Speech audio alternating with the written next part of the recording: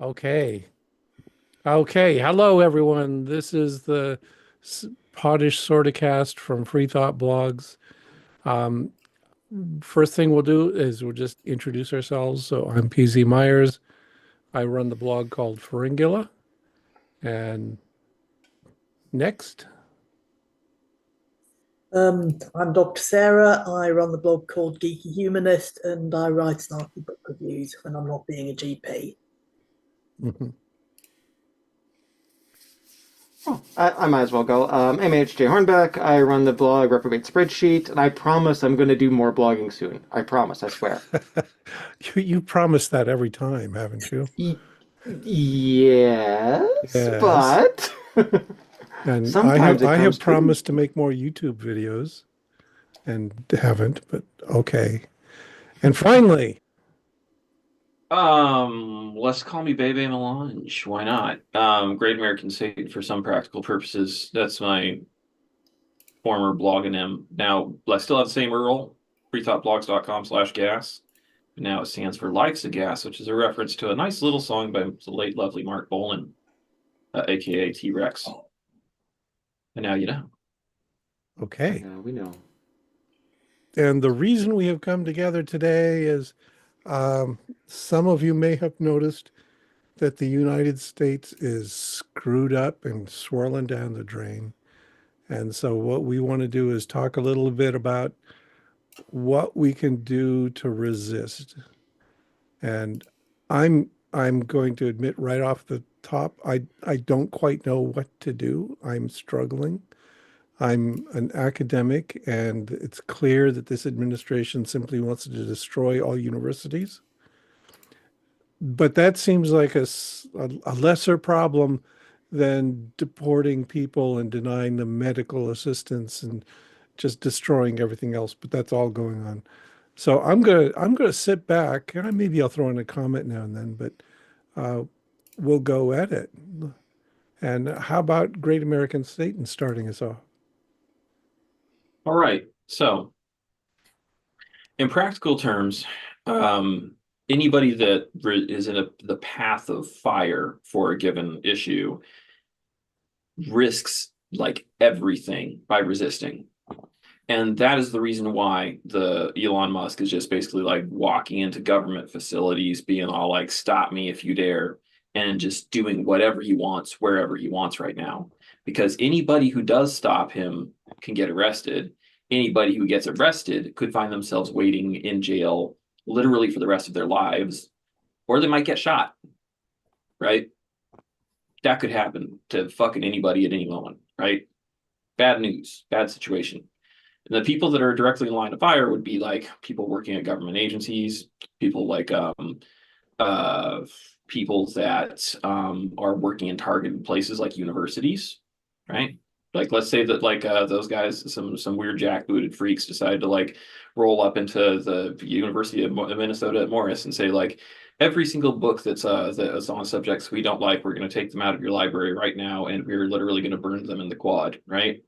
It's like um, anybody that resists that could end up getting punished for it. And the punishment doesn't have to be legal at all.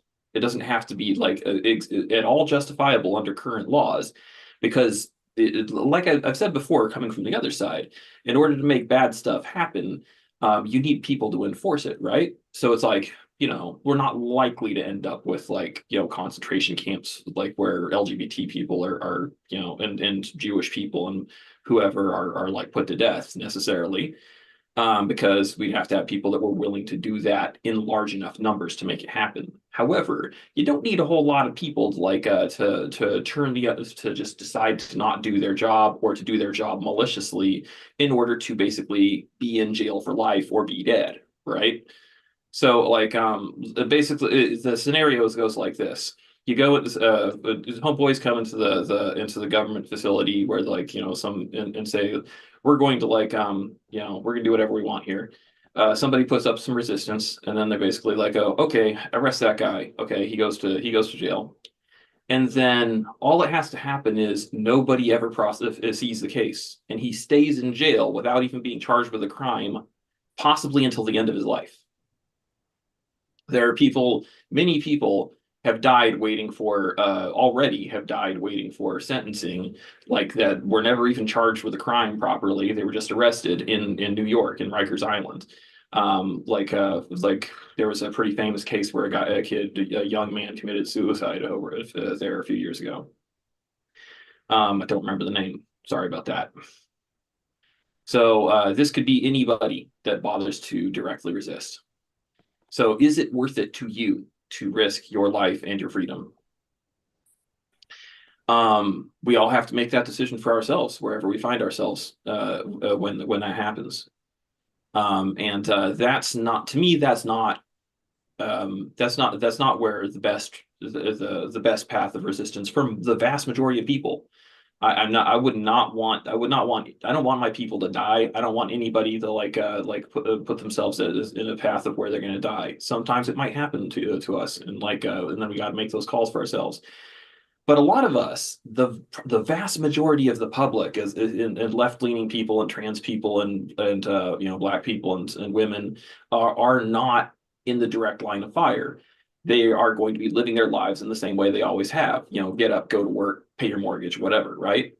And when that's your life, what does resistance look like for you? It's going to be different. It's going to be more low key, and that's, I think, the probably the best thing to focus on here is what can you do to make life better for everybody around you when the central government is basically burning itself to the ground.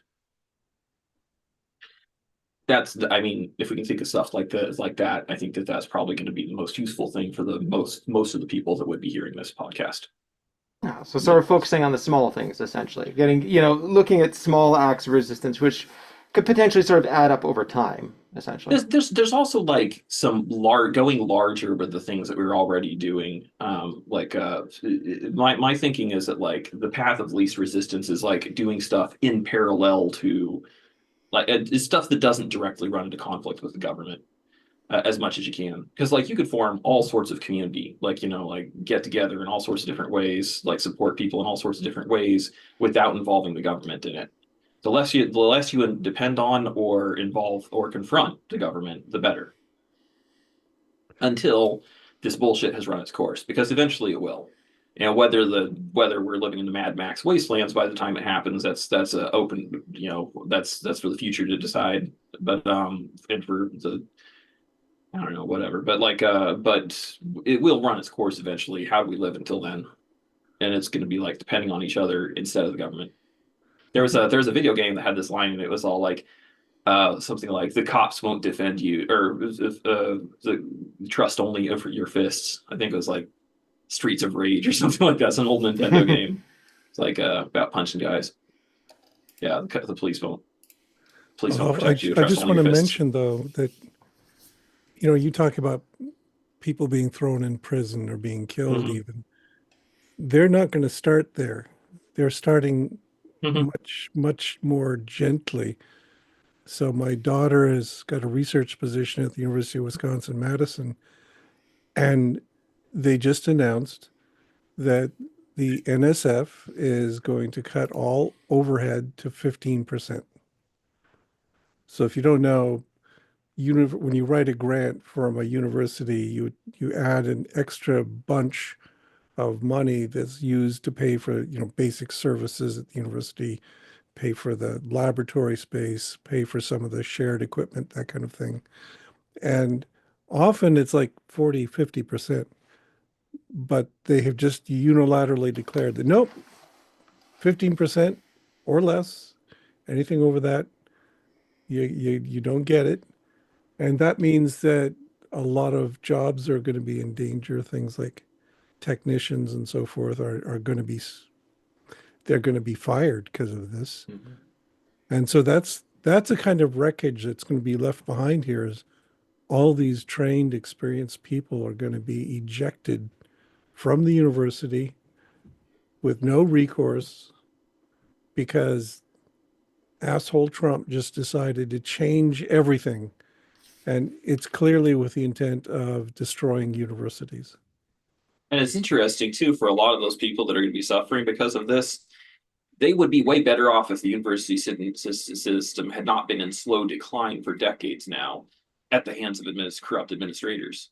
Like basically like the way they've shifted the percentage of people who are adjuncts like colossally over the years to try to save money, like, you know, by not paying having to pay tenured people, is basically like made a lot more people that are a lot more economically vulnerable. So this will that can directly contribute to homelessness. Yeah, this has been going on for, I don't know, since Reagan or thereabouts, where Mhm. we've been shaving away at university budgets ever since. And now we're at this critical point where we're absolutely dependent on federal money, and boom, it's going to be gone. So, yeah. Okay, I don't think anyone here on this podcast doubts for 1 nanosecond that things are horrendously bad. And I'm going to assume that the people who are watching a podcast about things we can do probably also agree that things are horrendously bad. But I didn't suggest the title as let's all sit around and talk about the many ways in which things are horrendously bad and getting worse. Yes. I suggested let's talk about what we can do. And I've been reading some posts and articles on this from people who have got some wise and worthwhile things to say. And one of the first things that comes up is don't despair, because that's what the opposition wants. They want us just to curl up in little balls of despair and not fight back and, you know, not do anything nuisancey or bothersome like fighting back. That's suiting them very well indeed for us to get caught up in how awful this is. So let's focus on what we can do right here and right now. I've been making some notes on things, getting a couple of links. I can talk about some of the things I've been reading about, and I don't know whether you've got things that you've been reading about and can suggest, but I can start going down the list here of things I wrote down, not in any particular order, and hopefully people will have more things to say about them, and I can direct you to people who have more things to say about them. And okay, first thing I've written down here is support the vulnerable, and we've got a lot of vulnerable people. In fact, right now, I think anyone who's not a white male billionaire is probably somewhat vulnerable, but it's going to be particularly hard for people of color, gay people, trans people. There's a lot of people there who need your support and need you to be there for them. And so one important thing is going to be looking at, you know, there's low level stuff you can do, like donating to food banks or just, you know, reaching out to the vulnerable people among you and seeing what you can do to help. But there's also things you can do, like what organizations can we set up, or what organizations can we support that are actually supporting these people and willing to fight for them and willing to be there for them. And another thing I've got on the list here is donating to organizations, donating to people who fight legally for things like the ACLU and the Southern Poverty Law Centre, and I've got a list of a couple of others somewhere here. And then there's and organizations that are actually trying to help support people of color, support trans people, support immigrants. That's a big one. These deportations that are planned, how can we fight against them legally, and how can we fight against them at state level and at the level of local government? Anyone got? I actually saw a really nice clip from Rachel Maddow this morning where, ICE has been making all these raids. And what's happening is that the local people are turning out to oppose them. So there was this lovely clip of this one middle-aged woman standing in the street holding her breakfast, her morning coffee, howling at ICE and calling them idiots and telling them they are not wanted here. And then there were also other people who had bullhorns who were shouting through the bullhorn to all the people in the apartments and so forth, legal advice like, you don't have to let them in. Don't speak to them. Just stay away from these ICE agents. And they got a couple of arrests, but they were mainly frustrated, which is what I'd like to see more of. Let's keep the pressure on to prevent them from doing this kind of thing. That is absolutely brilliant. That's exactly the sort of thing I wanted to talk about. This is people who, aren't themselves lawyers, aren't themselves particularly rich or influential, but they just literally got out there and did what they could and made a difference. And there are organisations for doing that and supporting immigrants. There's a website I found that that gives you details to print out red cards in a number of languages that let immigrants or people who might be taken as immigrants know their legal rights. Mm-hmm. I'll see if I can find the link again. Anyone want to chime in on? I can actually. As you can imagine, I've had some thoughts on this too. Because I have thoughts on everything. Blogger and all that. When I sort of, had the question in mind, there was two things I sort of thought about. Okay, here's how we can sort of think about. I'm thinking more in terms of like frameworks for what exactly you can sort of do on this. One is to think about this like a historian. Like I've seen a lot of people draw parallels to, how Hitler came to power, for instance. Sort of going after minorities is like a first step, and then sort of gradually expanding from there, for instance. And I mean that's quite wise too. I'd also recommend looking up Hungary as well too. There's been some very strong ties between Republicans and the Hungarian government that, sort of hint that, hey, how Viktor Orban has sort of cemented himself in power is going to be a good template going forward. And in fact, the way he's sort of done it by sort of not truly getting rid of all democratic institutions, but sort of turning them into like mockeries or puppets of what they are, is definitely worth studying and just sort of figuring out, okay, if this is the sort of avenues they use for that, here's the avenues we can go against it. But the other thing, which I'm much more knowledgeable on, is something called threat modeling. In computer security and all that, we always sort of start off with, before you sit down and think of doing anything, you sort of think about, okay, what exactly is your threat actor and what exactly are they capable of? For instance, operating systems sort of operate on the assumption that, they have the ability to block some processes from accessing certain parts of memory. They can sort of enforce these limits within here. Well, about a decade ago, someone came out with what was known as the Rollhammer attack. Just by having access to memory that you're granted access to, you can actually read memory that you did not have access to. So the assumptions we made about the threat actor were false in that case. And so you had to actually change the thing. Either, you had to sort of come up with a way such that, okay, if we can't sort of make this assumption about how our, the opponents we're behaving at can agree, either we change the operating system such that we don't have to rely on preventing memory access, which turned out to be impossible, or you change the system itself. And so what actually happened to sort of mitigate that attack is they actually changed the way that memory was read and sort of refreshed in that, to sort of head off these attacks and make them far less likely to succeed. And so if you sort of set me down, my expertise is going to be like very much, okay, start off modeling what the threat is and how exactly we can sort of operate on that. So for instance, I'd start off by saying, okay, what exactly is the issue right here? Okay, we've got 3 levels of government: federal, state level, we're trying not to say provincial, and also a civic as well too in the United States.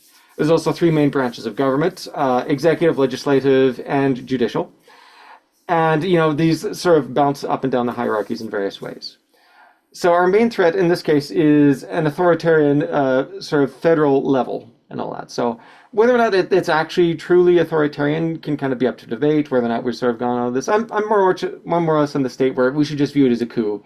Treat the executive as essentially under one authoritarian control and go from that stage. And we can always circle back and sort of change those assumptions, because this does actually sort of change how you'd behave necessarily.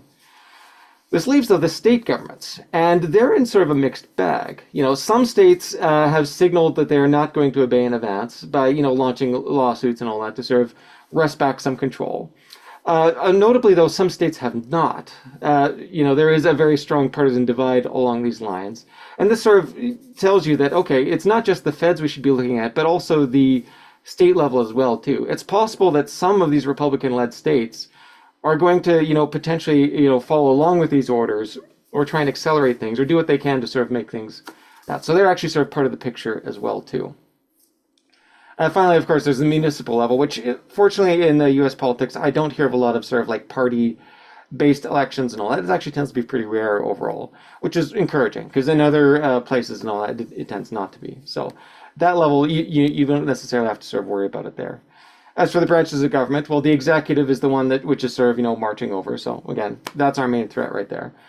But the legislative as well, too. I've seen a number of comments from Republicans basically admitting that what Trump is doing is illegal, but not caring about that. Essentially, they themselves are essentially fine to allow Trump to sort of walk forward, and they will only sort of act when they think it's in their best interest to actually do so. So in some sense, you have to assume that the legislative branch, at the federal level anyway, is corrupted and is going to allow a lot of this stuff to sort of go through. How much? Who knows, but a fair bit. As for the judicial, again, this is sort of a mixed bag here too. It's true that Trump has, done an excellent job of sort of stacking the judiciary with Republicans, overall. Biden actually did push back on that pretty hard, to his credit.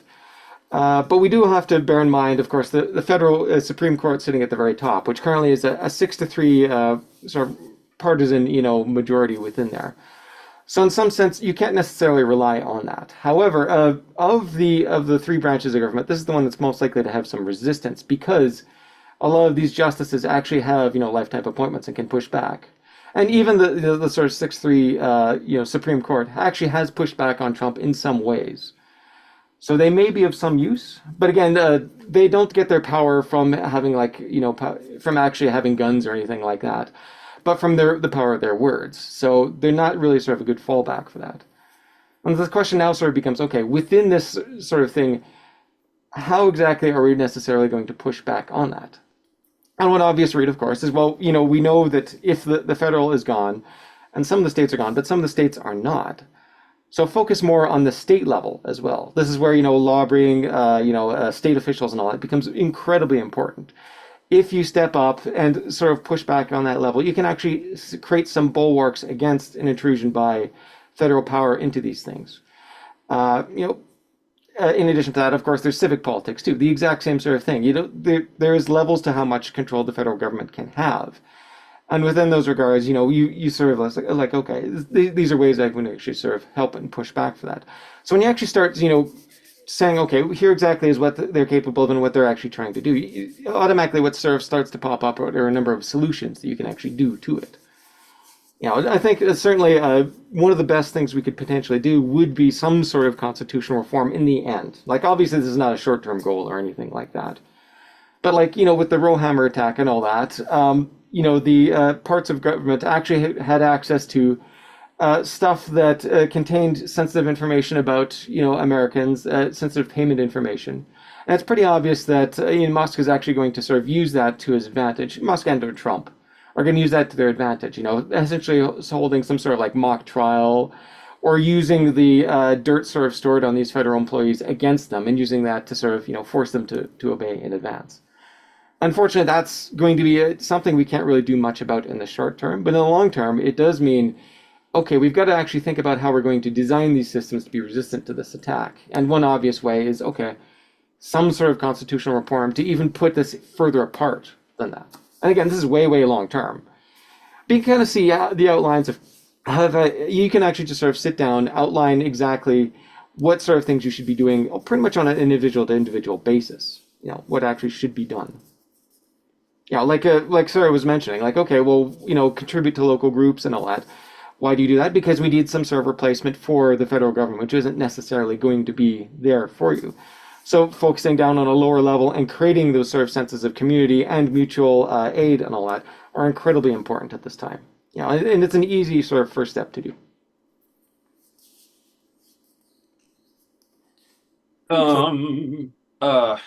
Did you have something you wanted to add to that? No. Okay, I just had a few other things to say. Yeah? Okay. Fire away. All right.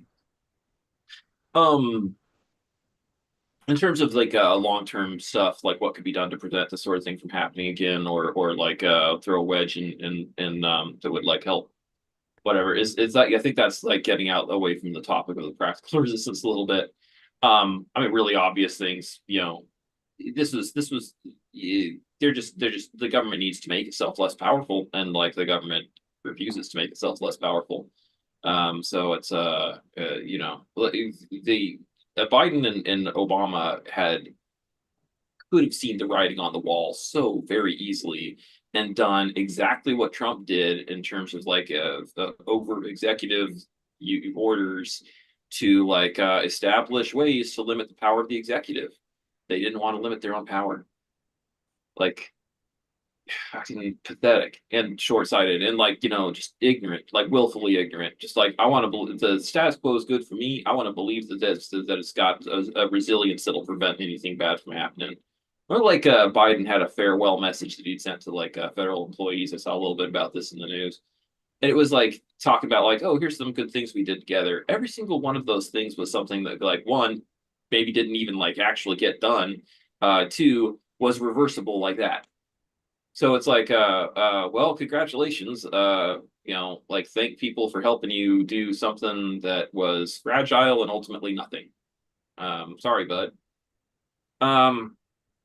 Anyway, frustrating, but let's talk, yeah, practical stuff. Earlier I was saying like, it could be very easy to end up in jail for life without ever being sentenced. That's more true in some places than in others. And like, it is like the people that were resisting ICE presumably in a blue state, they're a lot less likely to end up running into that problem. You get arrested, you're going to be arrested by local police. You're going to end up in local law facilities, and you're going to have like public defenders that are a lot more sympathetic, less corrupt. You're going to have like judges that are going to be less corrupt, that campaigned on like more progressive values because that's what sells in the region, right? So the idea, the odds of you ending up in that situation are minimal. They're higher if you are a poor person of color, which is what you end with the Rikers Island or whatever. But like like you go Karen on ICE. You could it could work for you if you're doing it in the right spot. So that's some practical stuff. I think a really big part of the reason why this happened in the first place is because of like left division, and there's nothing you can do about that in a way because like. I think it's just one of those inherent big pieces of nature. Much like every government in the world gradually drifting towards more corrupt and more autocratic until it collapses. It's just like something to do with human nature. It's relatively immutable, and I don't know if there's really anything that can be done for that at the end of the day. But something that could be a really big help is getting over this fundamental flaw that we have, which is being disgust for or disrespect for people that believe different things from us. Some beliefs are disgusting. What do you do about that? But we got to like get disgust out of our hearts. It is such a huge element of how transphobia was sold to people who would otherwise have been leftist. And they were basically like, I got so disgusted by the existence of trans people that I threw out every value that I ever cared about, just threw it straight in the garbage, sold women into the fucking Republic of Gilead, like because I found somebody else to be disgusting. And like there's like, what percentage of the public was doing that? Muslim Americans in the Great Lake area, like they are very transphobic. Like that may have been a factor in this fucking shit, you know? Like it's you can't expect that, and then they're going to turn around the blog post that was on Mano's blog. The Muslims for Trump want to change their Arab Americans for Trump, whatever they're called. They want to change themselves to Arab Americans for peace because like he came out with some strong statements against the Palestinians or whatever, right? And I'm all like, what the fuck did you think was going to happen, guys? It was disgust that sold you on this point of view. It was this idea that like, oh, look at these disgusting people over here. We want people that like believe in our values but find the same things disgusting. That's somebody that's good. That like everything that they are doing is everything that they said they were going to do, and it's like it was always a big picture. There's nothing that's happening right now that should be at all fucking surprising to anybody that pushed for those fucking guys. So anyways, like, to moderates, to like left-leaning people that like still find themselves going like, some people are just icky. I think we should get rid of them. Stop doing that. It's just like you have the option of like leaning into like things you care about that are positive instead of thinking only about what you hate. You know, on it, I don't, as much as I hate conservatives, I don't think about that every day because living for hate sucks. It hurts you. It makes you a worse person. Just like, what do you love in your life? Keep love, focus on your love. Stop focusing on your loathing. So that's something that actually is practical that would like be very helpful for people in just in the short term. Like, you know, in your community, you could have a lot more harmonious communities with people that care about and protect each other if you just stow the disgust. A prime example of that would be you're an Arab American, you are like very devout Muslim, you think everybody who's gay and trans and stuff like that is disgusting and vile or whatever, right? If you just shut the fuck up about that particular element of what you believe, then those people may be naturally inclined to just jump out and look at you as somebody that maybe have people hating you for unjust reasons. They would be naturally inclined to protect you. And then like you have an ally. You may find them disgusting at the end of the day, but if you just have the fucking like courtesy to not mention it, then your solidarity increases and you have somebody that protects you when ICE comes to deport you, right?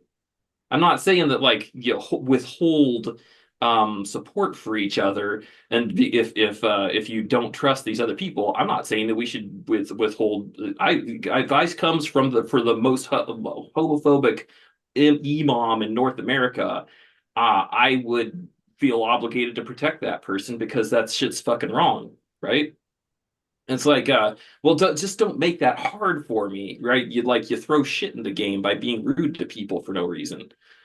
A Just because counter argument, though, is that the right wing has successfully used hatred to crawl into the presidency, the Supreme Court, and Congress. it's a successful strategy, but at the same Yeah, time, it's all like we cannot use that.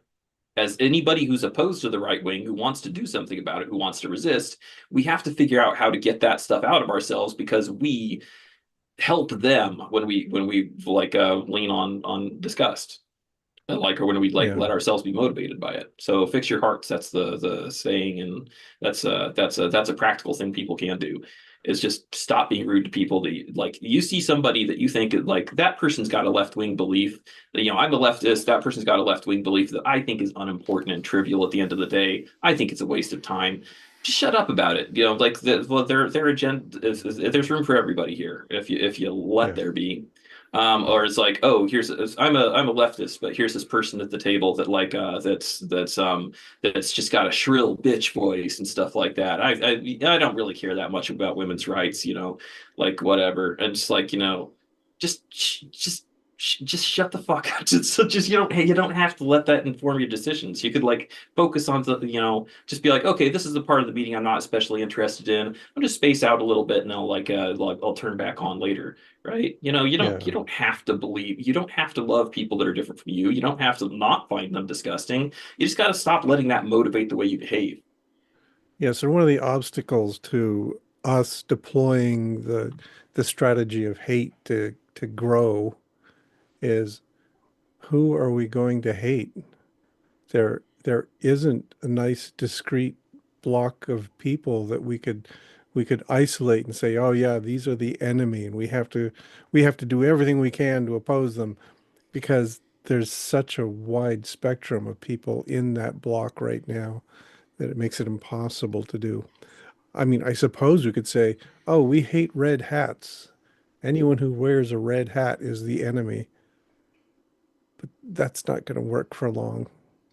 Yeah, damn And this goes 49ers back to fans. the authoritarian playbook too. You know, when Hitler came to power, he picked on little groups and all that because basically getting people to accept that some people are lesser within society and you know should be treated differently by the law allowed you to sort of expand who was actually treated as lesser and all that over time. So they start off with you know groups that were easy to demonize, like transgender people and the disabled and all that, and expanded outward from there. You know, so shock, surprise. It's there's no you know surprise to actually going after transgender people now.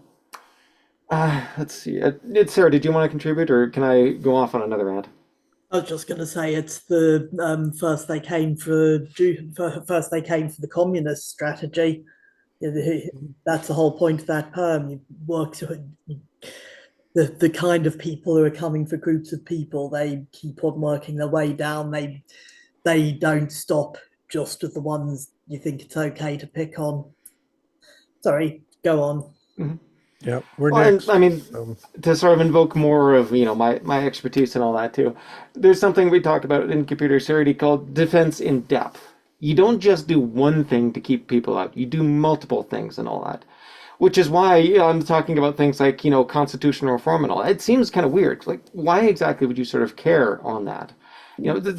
Focus on the here and now. But you actually sort of have to think ahead on this because, as has been alluded to multiple times, these authoritarians have been doing the exact same thing. This is a plan which has, either informally, been in play for a good 40 odd years within the United States. Whether they knew about their end goal and all that, this is actually what they're sort of leading up to in some sense. So, we do have to also be able to think long term out of that. But this also means we also have to be able to think short term as well too. It's not just one thing we're going to do, but multiple things, and that also includes the short term stuff. Like one thing I saw mentioned in the comments, for instance, was contributing to food banks and all that. And yeah, I mean, I think I've even endorsed sort of things like that. Food banks aren't actually going to cause any systemic, aren't going to fix the systemic issue. But you're not going to withhold burn treatments from somebody who has burns because, well, this is just temporary relief. It's not going to solve the long-term problems. No. You do that too, in addition to working to change the system itself. And this also goes down to the lower levels. If I may borrow a card from Greta Christina, self-care is not selfish. You cannot help others if you cannot help yourself first. Take some time to sit down and relax. The reason why all of this sort of avalanche of news is coming right now is this is a deliberate attempt by the authoritarians to throw you off balance, to get you confused, and to make you feel small, weak, and unable to fight back. That is their goal. So make sure to take time to step away, take a deep breath, find some sort of nice hobby or passion to sort of get into and all that, and come back to it when you're free and able. If you can't look after yourself, you can't help others. And once you're in a place where you can look after others, then go out and help the others. Conversely, this also means that if you are in a place of privilege, you should be going out and helping others. I think it's already been alluded to that, if you have the ability to speak up and support trans people, even if you're not trans, do so. So yes, definitely sort of go up and do that. And don't think of it in terms of, okay, there's one magic bullet to solve this problem. Come up with an array of solutions, which you don't necessarily have to do all at once, or even sort of in sequence necessarily. And sort of bounce between them as you're willing and able, and make changes as things sort of change on the ground and all that. And sort of think about, okay, what exactly could I sort of do as a bunch of things to actually go through and help overall?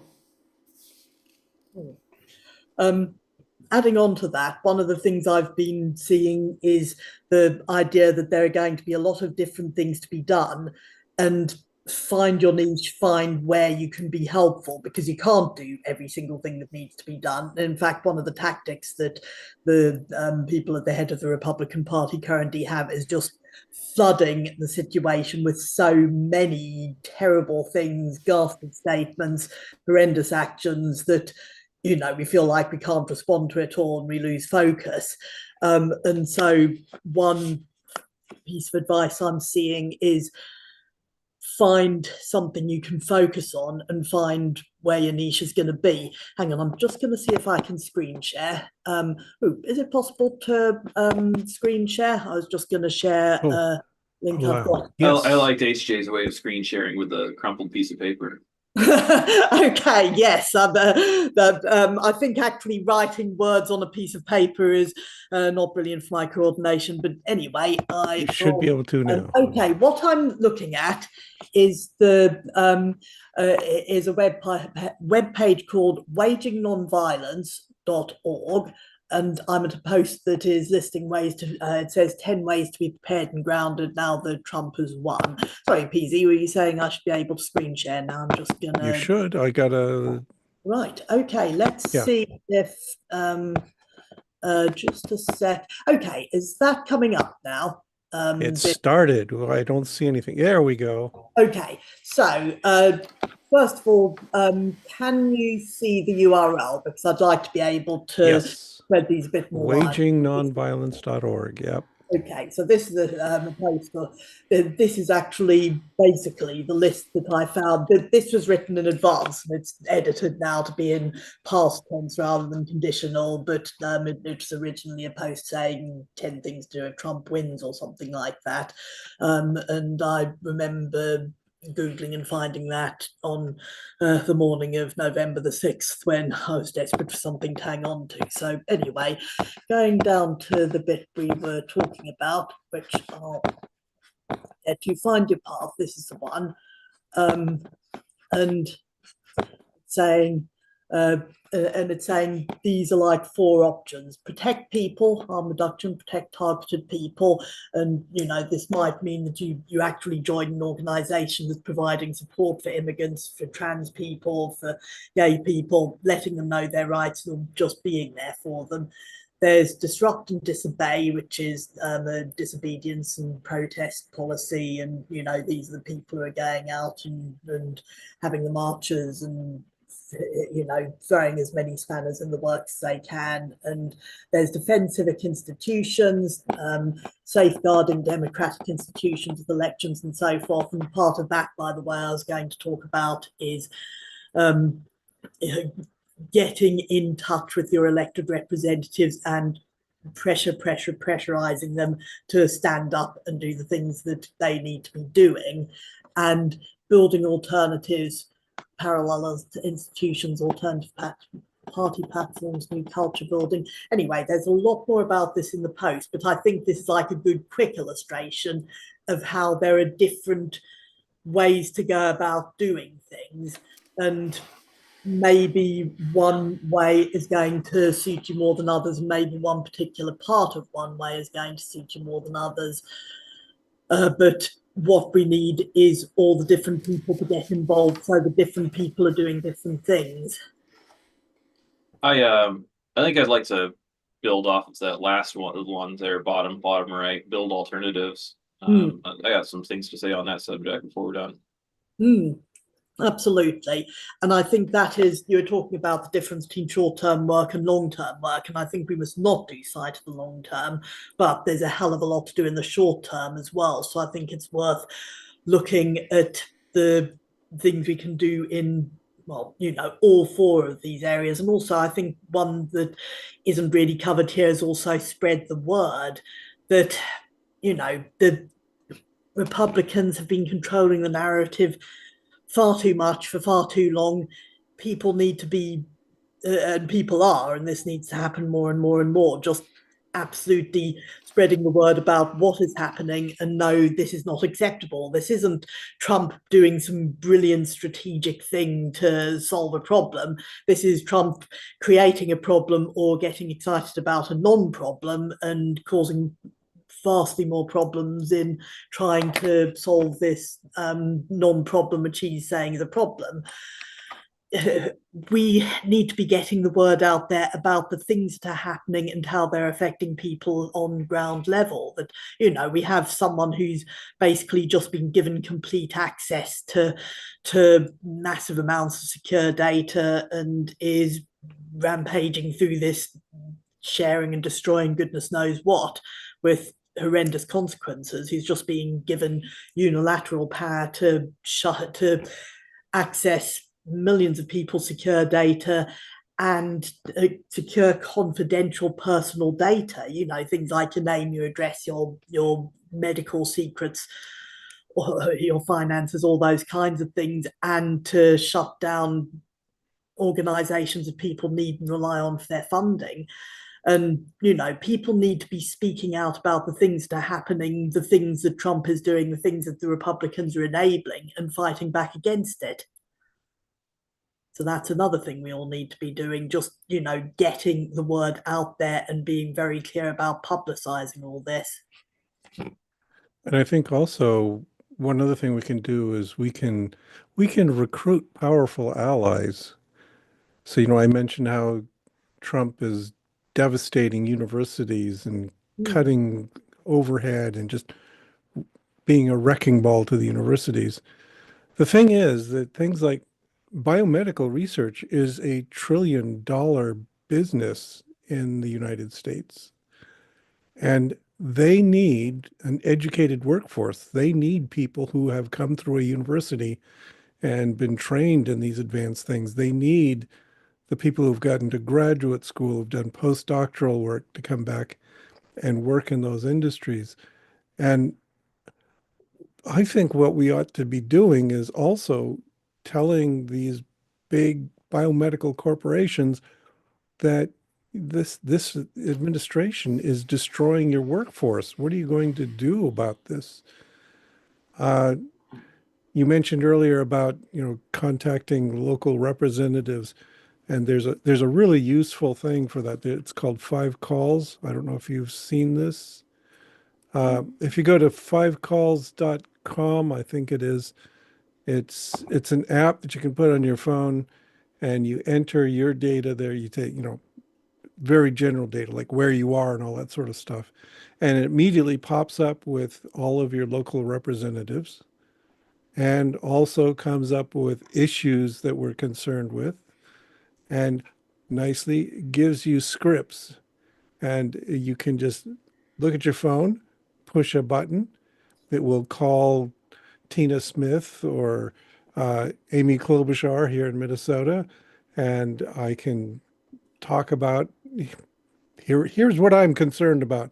I'm concerned about research in the United States, and you can just rattle it off. And I think that if we tailor the approach well enough, I mean, like my local representative is Michelle Fishbach, and you can tell because she's a Minnesota politician named Michelle that she's a jerk. She's awful. But I think I could make an argument to her that, hey, this is Minnesota. We got 3M, we got Medtronic, we got all these businesses here that rely on the workforce.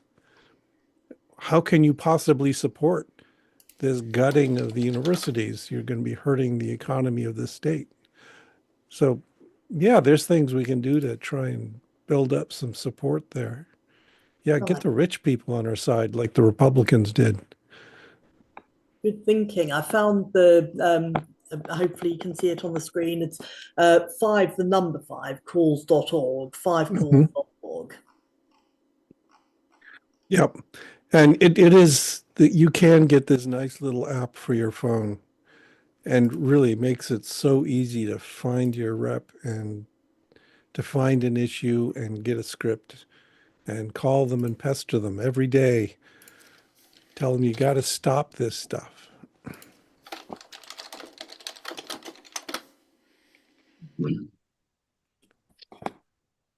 Thank you.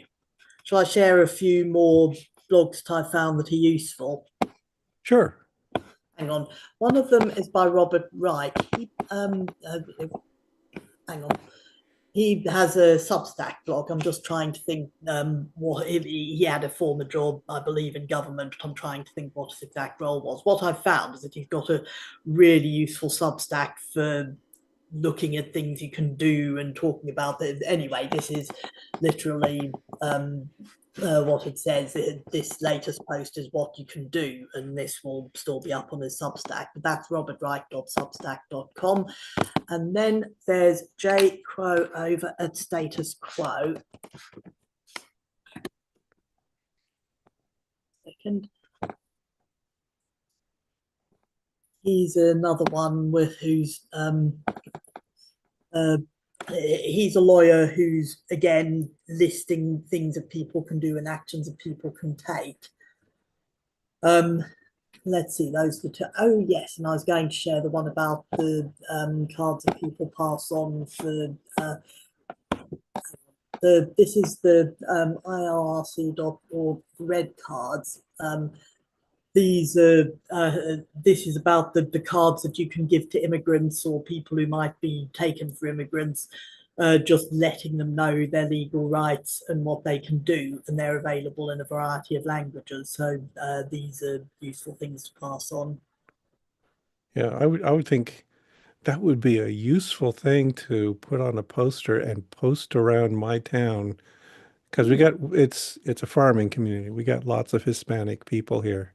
So putting those up around town would, just make everyone aware might be a good idea.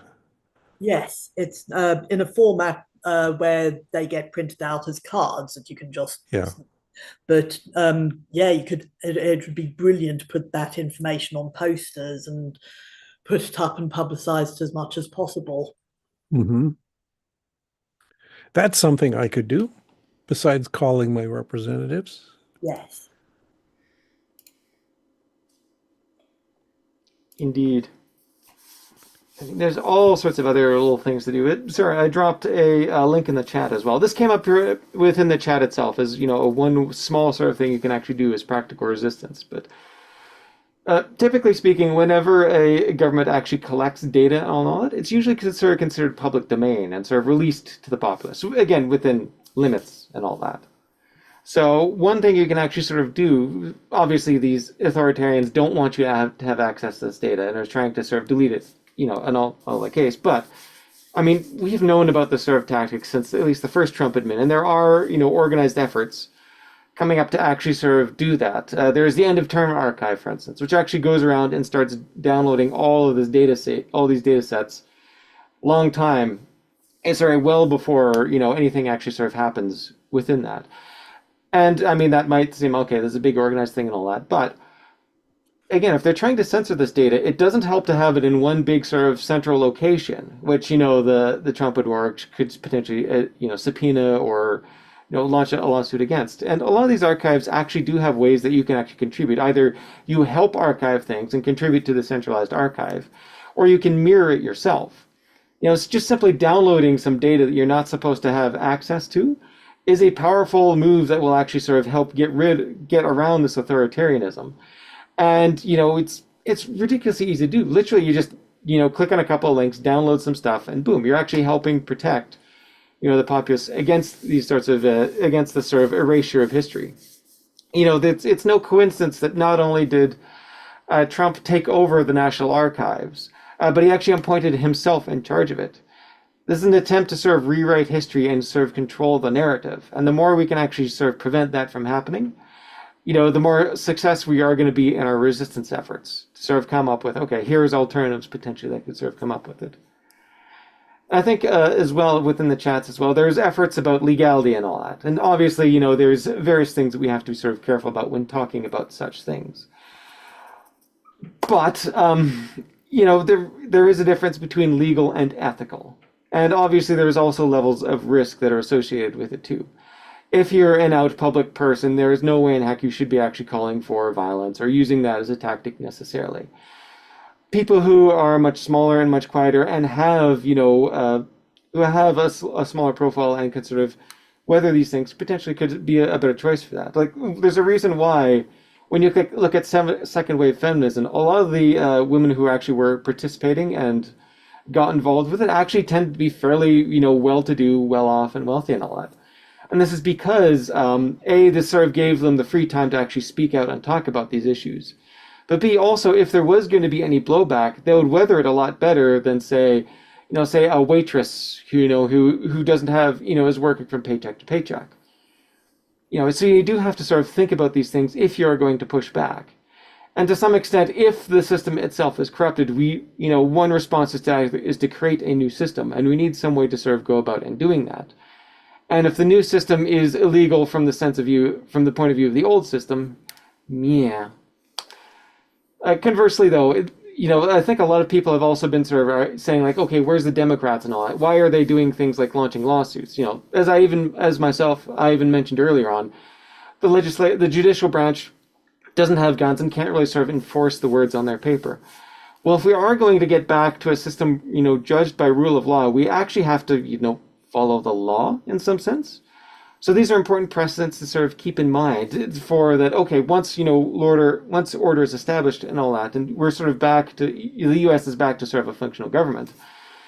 You are going to need these things to sort of point back to as even if just as historical touchstones to be like, yeah, here are these people resisting, but also this is how government should behave. This is sort of modeling how government should have. So it might be, easy to sort of point at, Democrats and all that and seem like they're not necessarily doing much. And there's a debate for how much they're doing, but in some sense, they're sort of modeling how government should go about. So, I wouldn't necessarily I wouldn't necessarily, poo-poo or, say, no, you shouldn't be launching lawsuits or anything like that. Those still have quite a bit of value. The question is, again, sort of a defense in depth. Is this is the only thing we should be doing? Obviously not. There's other ways we can actually sort of go out and help potentially. So you mentioned the National Archive. I presume you heard the news that the head of the National Archive was recently fired. Yep. Yep. I So was Trump thinking of fired exactly her, that. and this was a leopard's ate her face sort of moment because Colleen Shogan had been very conservative and had done things like hidden away information about Native Americans and so forth. She was a good buddy to the Republicans in Congress. It didn't help her. She got fired. So keep that in mind. I And I then think also, uh I think oh, there's going to be a lot of some Night of Long Knives type of stuff. The people yes. that the rich have to fear from the most are the rich and the powerful and the conservative. Some of them are not gonna make it. Yeah, the billionaires are safe, but nobody else is. And you also mentioned about archiving your own stuff. I saw something just the other day. Somebody had started sucking in all of the archives from the CDC and was backing them up. That's the kind of thing we got to have more of, is just extracting this information and preserving it like a bunch of medieval monks or something. Yeah, I've heard of people who are doing that, who are just anything that they can get, anything that's like potentially controversial, anything that's pro LGBTQ, anything that's like research that reaches conclusions that that the current administration are not going to like, such as research proving climate change. There are people just trying to save or print out as much of that stuff as possible, so it's not just saved on servers that can be disrupted.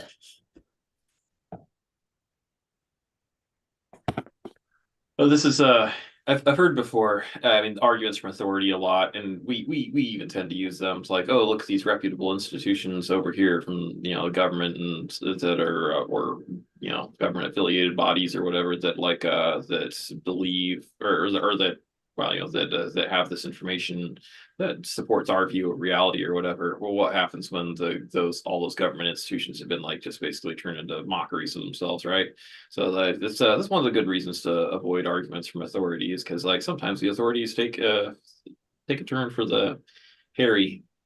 Um, yeah, I mean, like what happens when like there's Noah still exists, but it is basically just like a sock puppet for Exxon, right? Mhm. Um, yeah, that's we can't really go like, hey, look what all the smart people over there said. Um, so in terms of practical stuff, I might probably my biggest thing I was advocating at the beginning there was just that I think that people should be trying to come up with things that they can do that are out that work in parallel to the system, outside of the system, so that you're not like you're not running into immediate violent resistance, right? I mean, I think that's like the less we get hurt, the better. So like community gardens and um oh, what's the word for that? Mutual aid, all that kind of stuff. It is actually a lot harder to do than people like give credit for. I mean, like, we don't know our neighbors that well. Most of us are just like have been isolated by our individualistic society into so many atoms, and we do not really know anything about people around us or trust the people around us. And it's just like, it's not great. That's where it is. But we got to try harder to get around that, get over that. But one thing that's super practical that I think that a lot of people probably should be looking at is getting ahead of the fact that of your own institution being destroyed. I mean, like some people are gonna like have the privileges and stuff like that they can sort of stay in place, man the ramparts as the ship goes down or whatever. But a lot of people, maybe you'd be better off just like looking at a different line of business. Um, and I think like get a different job, get is if you can. get a like a at least a sideline that can expand if your day job goes away. And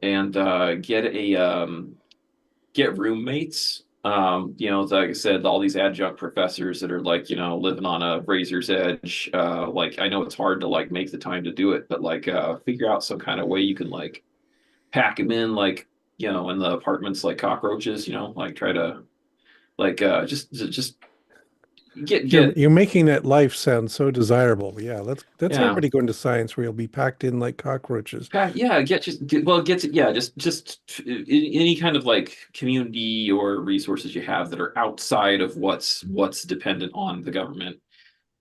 Bring that stuff up, make it more of it, focus on it, lean on it. Like Yeah. identify any place in your life where you're dependent on the government and figure out a way you can reduce that dependence. And it's sometimes it's going to be basically impossible. You're like somebody who's like got like no arms and no legs, and you're living on supplemental security income. Uh, you know, good luck. But yeah, we just need to all be like leaning on each other as much as we possibly can, because like anything that we depend on the federal government for in any way, shape, or form is basically like something that's a cudgel that's going to be used to coerce us abuse us, and ultimately like destroy us. Yeah, alternate systems. I think that we need all. I talked about this on another podcast. I think that we need alternate systems for basically everything, that are not connected with the government, and like shadow economy, shadow government, shadow clubs, shadow everything. Community associations, the immigrant communities like from Asia, a lot of them have had community associations in the past that are like ethnic and family based, like the Tongs that the Chinese had, still have, I think, to some extent. Is we're going to need that stuff. And like Westerners, we've been into individualism for so long that we've like we may have had stuff like that in the past that we let slide, let it get destroyed. We need to like start doing that again. Your family members, reach out to them, and be like, okay, what are we going to do when we start losing things? How are we going to help each other out? So any and everything that we got that's outside of the government, start like trying to shore up those connections, and take care of ourselves and each other. Okay, but ultimately though, I think we got to restore this notion that the government is good. The government did these things. And yeah, we're looking for alternatives now because the government is under the control of a bunch of billionaires and it isn't supporting us anymore.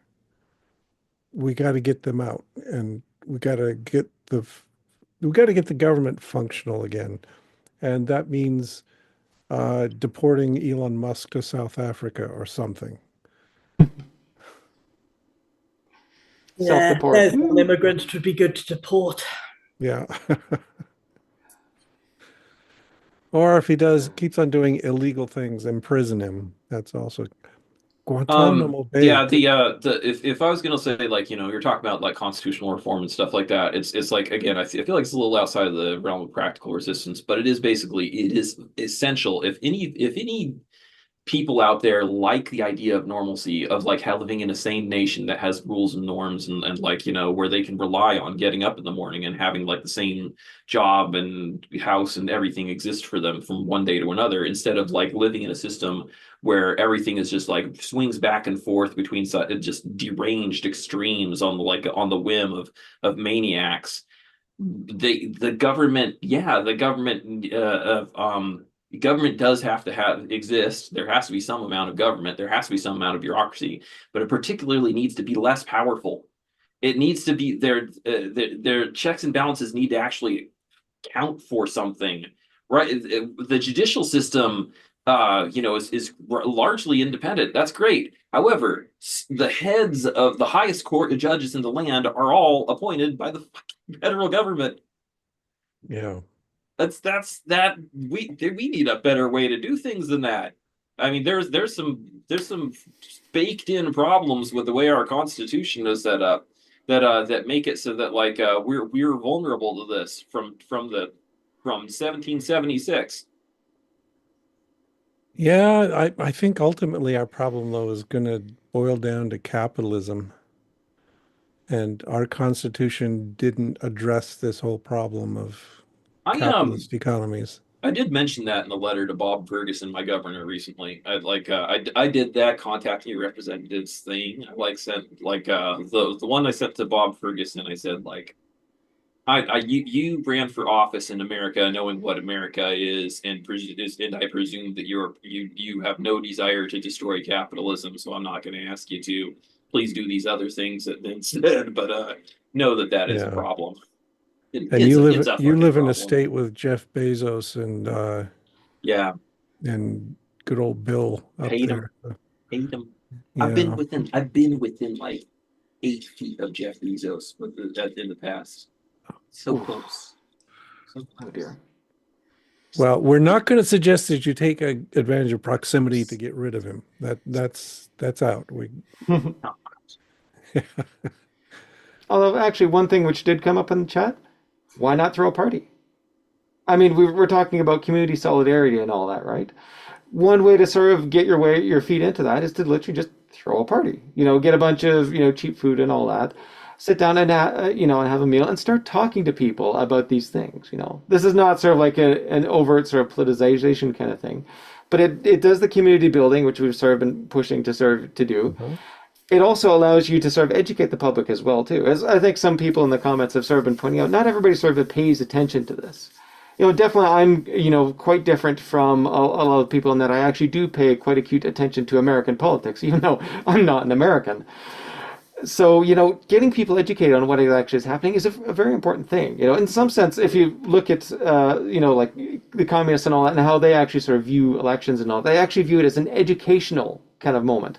Elections are not is not just about getting power. It's also about educating the public about the issues of the day. And we sort of think in terms of that, then yeah, sort of hosting a party and talking about these things and maybe sort of sharing your knowledge of what exactly is going on is a great way to actually get people radicalized potentially and get them involved in that. And it's always sort of the first step to creating some sort of community association.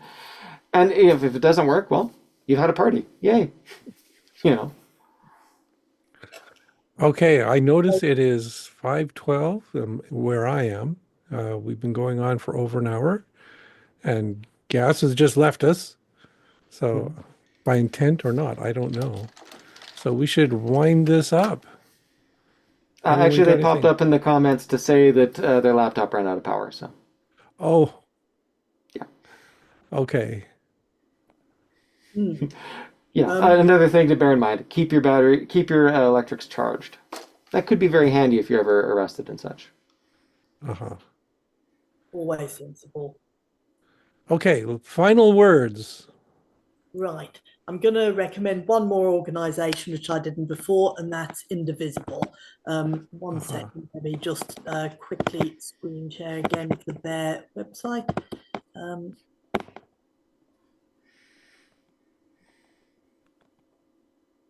Right, so hopefully you can now see indivisible.org, easy name to remember, and they've got a guide you can download with a whole list of tips for fighting back. They will put up causes that you can join in with fighting by getting in touch with your representatives and advice on how to do so. And you can see their motto: we fight on together. Our democracy is under threat, but we will not yield to fascism. We will stand together and will fight back in defense of our rights, our communities, and our values. Join us. So that's one last thing for anyone who's looking for what they can do, someone for how to find like-minded people to fight with, then there's an organization worth joining. Okay, that sounds good. HJ, your final word. All right. Threat modeling. Sit down, sort of work through what exactly is the threat you're sort of facing. And from that, you'll actually get ideas on how to actually go about and act, do things. 2, defense in depth. Don't just have one thing that you're sort of thinking about, but think about potentially multiple things. And of course, bring back Greta Christina again. Don't forget, the small acts, this to look after yourself as well too. know yourself and make sure that you're happy and healthy, because then only then can you sort of act, within that. So keep those three things in mind and you'll be in great shape. Oh, you're optimistic.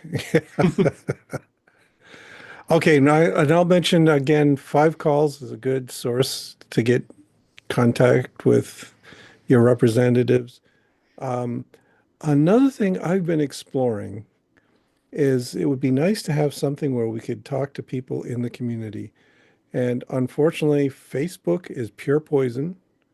You cannot use Facebook for anything, or it'll be overrun with Nazis before you know it.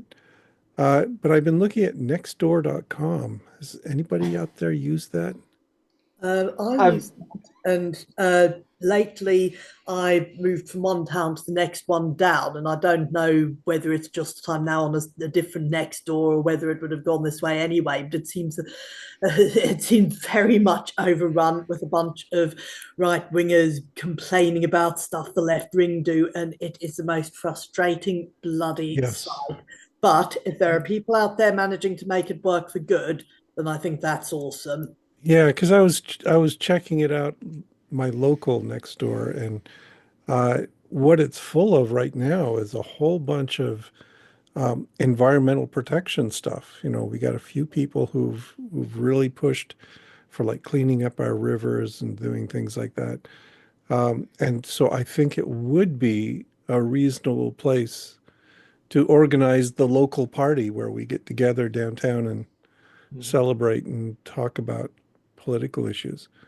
And the fact that Facebook has turned to pure shit is just such a shame, because once upon a time that was the app that you could go to and talk to your friends and family, and you can't do that anymore. So I've been kind of looking for something that would fill that gap. Also, if we could get more people to abandon Facebook, that would be a good thing. Bankrupt, bankrupt Zuckerberg. That's what I say, and the world will be a better place. Well, funny you should mention social media, because I just happen to know a social network which is decentralized and gives power to the people to sort of run it the way they would like. It's called the Fediverse, better known as Oh Mastodon. yeah, Yeah, yeah, and better than Blue Sky, I would argue. I don't have. We're wrapping up, so I'm not going to go into the details on that. yeah, But it's a good way to get involved. Plus, you wanted a replacement for Facebook. Well, there is a Fediverse app called Friendica, which is designed to replace Facebook and give you that same sort of level of interaction and all that. This is run by you for you, and it's an easy way to sort of get involved with that. Now, obviously, it doesn't have sort of the network effect where a whole bunch of people are there, but again, small steps, and convince as many people as you can to get on there. Maybe hang out and see who else is on there. Yeah, this is a good yeah, way to take back control. yeah. I'm on Mastodon. I like it. I'm also on Blue Sky. It's fine. I get a little bit more traffic from Blue Sky than I do Mastodon, but Mastodon is like you mentioned, it's much more of an individual focus. Maybe that's something we could talk about in a future podcast is what are the good social apps that are out there? Maybe so. Certainly, I am going to try and make a push to talk about Mastodon more on my blog, so it's perfect timing. Uh-huh. Yeah. Okay. All right then. Well, I think we have come to a conclusion. No, we haven't come to a conclusion, but we've come to a pause in the conversation. We will keep going with this. Everyone, please do make suggestions, make contributions to your communities, and let's get this country back on track and get rid of the orange clown that's running it right now. Okay. Talk to y'all later. See you, everybody. Keep happy, healthy, and push back wherever you can. Peace out, as they said Okay. many decades ago. I think we're done. It's over. Well, thanks, everyone.